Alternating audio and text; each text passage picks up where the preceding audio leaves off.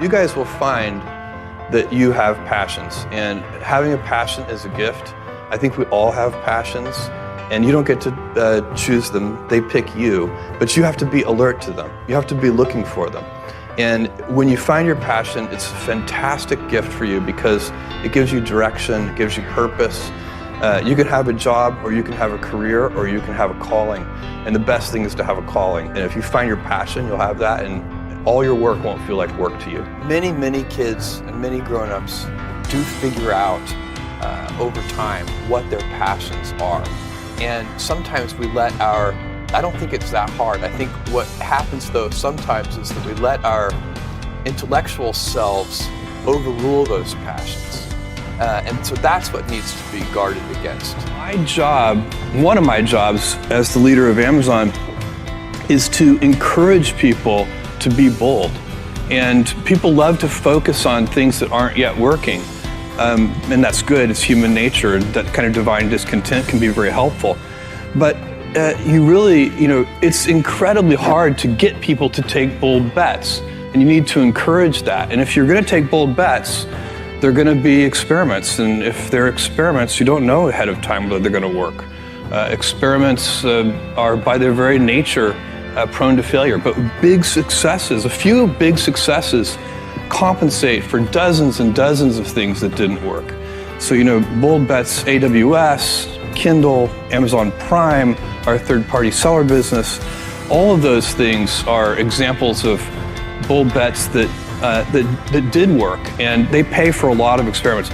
I've made billions of dollars of failures at Amazon.com, literally billions of dollars of failures. And you might remember Pets.com or Cosmo, or give myself a root canal with no anesthesia very easily. None of those things are fun, but they don't matter. What really matters is companies that don't continue to experiment, companies that don't embrace failure. They eventually get in a desperate position where the only thing they can do is make a kind of Hail Mary bet at the very end of their corporate existence. Whereas companies that are, making bets all along, even, big bets, but not bet the company bets. I don't believe in bet the company bets. That's when you're desperate. That's the last thing you can do. You could be out of work and have terrible work-life balance. Even though you've got all the time in the world, right. You could just feel like, oh my God, I'm miserable, and you would be draining energy. And so you have to find that harmony. It's a much better word.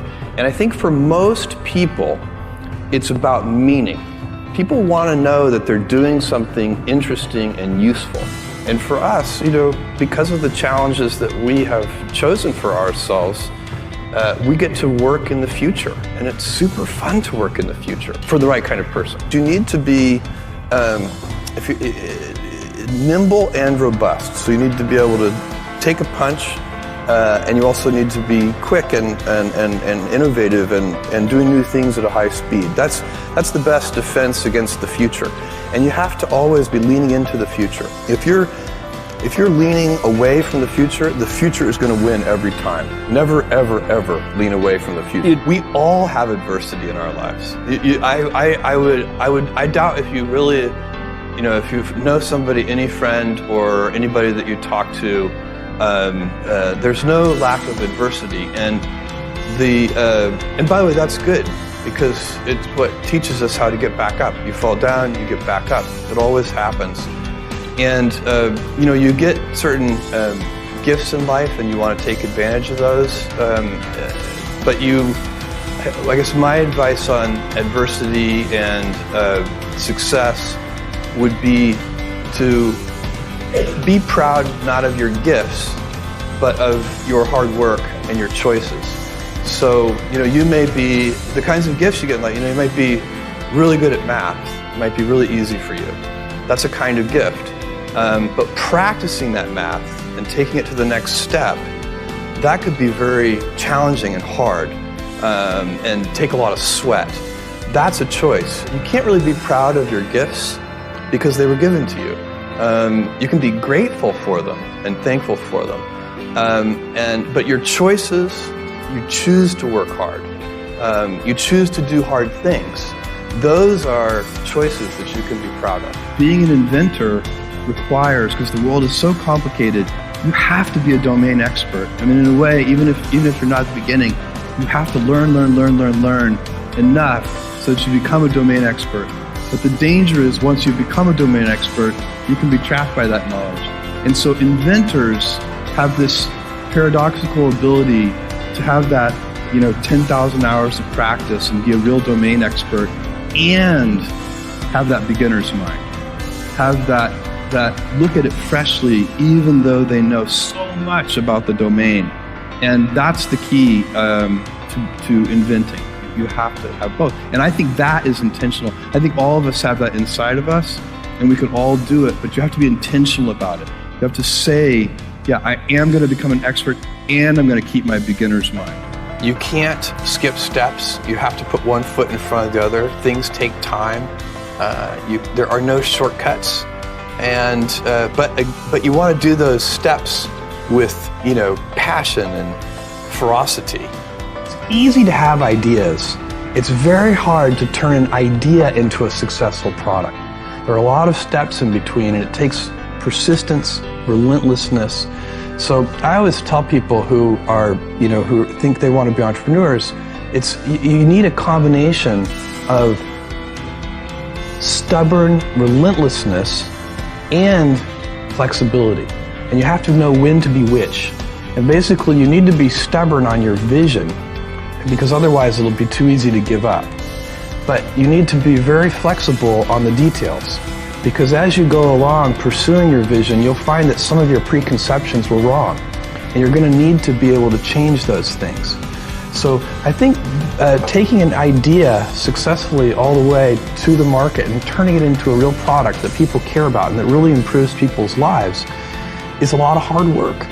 Don't try to chase what is kind of the hot passion of the day.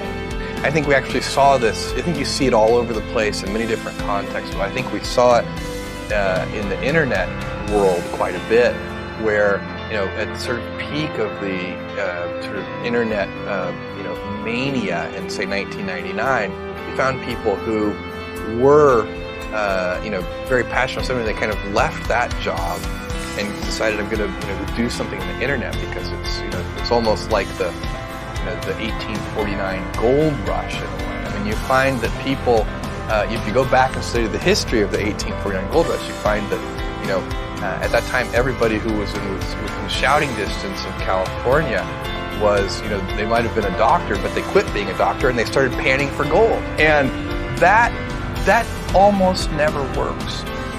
And even if it does work, according to some metric, financial success or whatever it might be, I suspect it leaves you ultimately unsatisfied.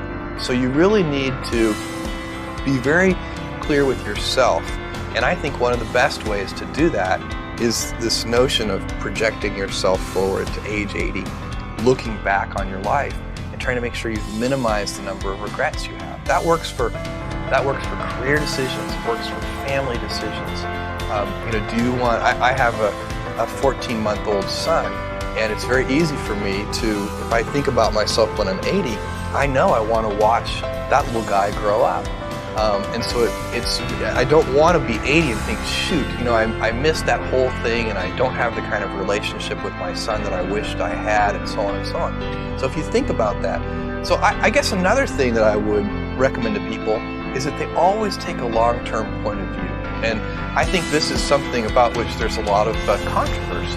There's a lot of people, and I'm just not one of them, believe that you should live for the now. I think what you do is you think about the great expanse of time ahead of you and try to make sure that you're planning for that in a way that's going to leave you ultimately satisfied.